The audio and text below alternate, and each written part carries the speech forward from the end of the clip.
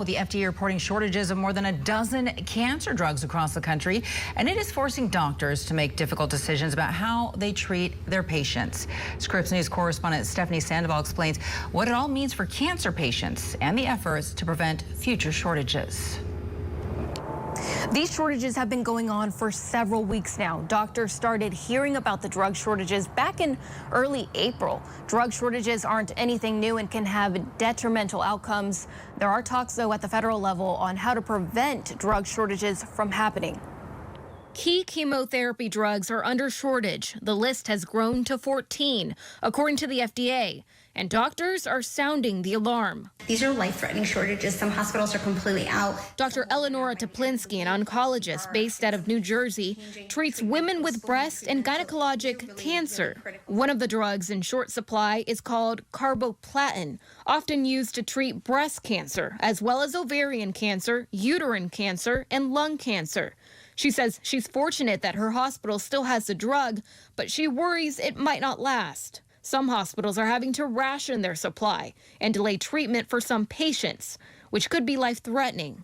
To tell a patient that we have this great treatment and it's going to work, but we can't give it to you because it's in short supply is really, I think, one of the hardest things. Drug shortages are nothing new. Drugs are under a shortage all the time. But according to a report from the Senate Committee on Homeland Security and Governmental Affairs, drug shortages are at a record high. The report says new drug shortages increased by nearly 30% between 2021 and 2022. We have not seen a shortage like this on this scale, at least in the last 10 years that I can recall. Clinical trials that depend on these drugs could also be put at risk. How is that going to impact the data if we can't give patients the drug that they need? So the repercussions are really immense. Doctors are also asking why. Why are these drug shortages happening? Dr. Arif Kamal with the American Cancer Society told Scripps News newer drugs don't generally face drug shortages. It's the tried and true drugs that eventually come off patent, which then allows other companies to produce generic versions, bringing in new competition, hurting the original maker's bottom line, incentivizing companies to make newer drugs instead, reducing production on the less profitable ones.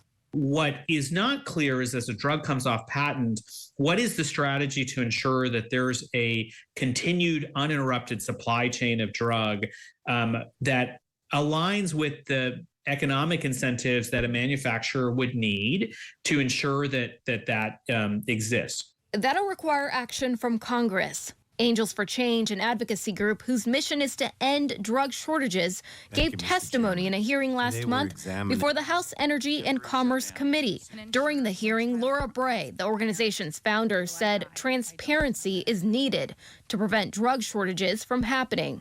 This marketplace is deeply fragmented. Everyone, I think, talked about transparency today. We do need transparency. There's gaps in knowledge, and until we have a clear picture, we can't address the right solutions for the right problems. She also says collaboration is needed. It includes the FDA, it includes the supply chain members, it includes the manufacturers and the hospitals. How do we align our incentives to get as many patients the needed drugs that they deserve? And that's, the one message I want to say. We need to be connected and collaborate, but then there needs to be tools of connectivity so we can scale. And there's still no word on when exactly these shortages will end. In a statement, the FDA told me while it can't require a pharmaceutical company to make a drug and make more of it, it's working with multiple manufacturers and others in the supply chain to understand what's going on so it can help reduce the impact these shortages have. It also added manufacturers expect drug supply to increase in the near future. Stephanie Sandoval, Scripps News.